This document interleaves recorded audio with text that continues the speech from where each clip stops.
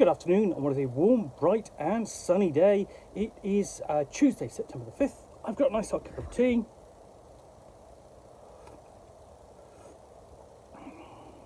And some parcels to unbox. So let's start off with this one.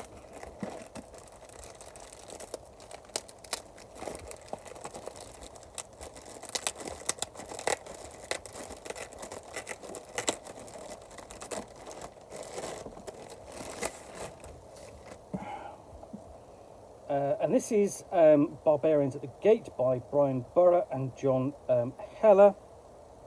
So it comes without cover.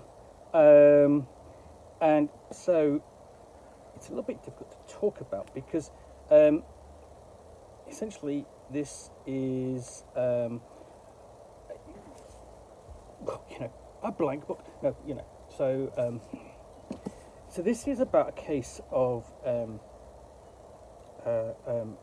corporate dealings in the United States in the early 90s, and it's the fall of RJR Nabisco, which itself has been turned into a film, and that's kind of what interested me. See, what was the source material for the film? I think it's starring the late James Garner. So, we've got a couple of quotes in here. The officer of every corporation should feel in his heart and in very soul that he is responsible not only to make dividends to the stockholders of the company, but to enhance general prosperity and the moral sentiment of the United States. That's an interesting point of view. I don't know whether that's particularly true these days in many companies. And then, some genius invented the Oreo, as in the cookie or biscuit, and we're just living off the inheritance. So this book arose from the author's coverage in the Wall Street Journal of the fight to control RJR Nabisco in October and November 1988. Our goal in pursuing the story behind these public games was been to meet the standard of accuracy and general excellence that the journal sets for its journalists everywhere. So what you've got is, journalists essentially taking their content from the pages of the journal to the Wall Street Journal and turning it into a book, and obviously that became a film. It's interesting that we have in the prominence of Wall Street in the mainstream kind of media is interesting. It gets enough attention that you stories come out of it that you want to turn into films, like at that point, the destiny of RJR Nabisco.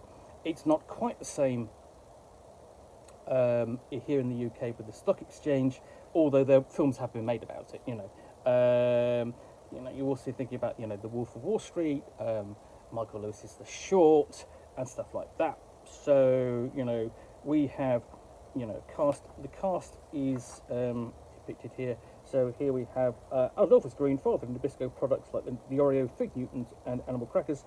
So it starts off with, you kind of got the history of the company all the way up to the early 90s in this book.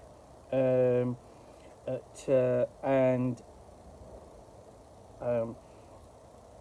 in the UK, basically, yes, you can get Oreos. They're pretty much standard. You can find those on the shelves of your supermarket, but things like Fig Newtons are a little bit different, so essentially when it's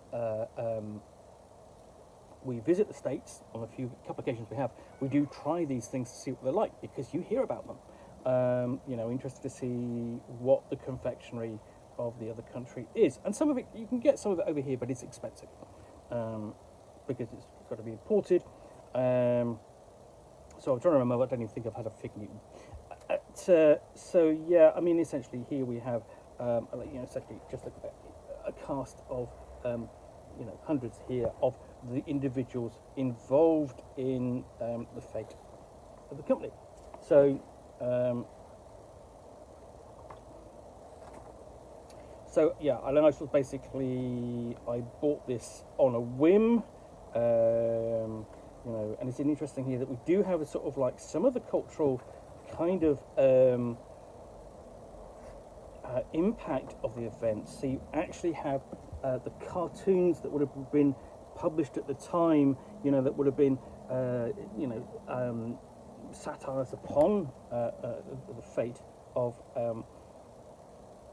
the company, and then we even have sort of like one of the major figures involved in this situation actually has his face put on in a cartoon on a missing advert, which you see on the sides of milk cartons in the United States.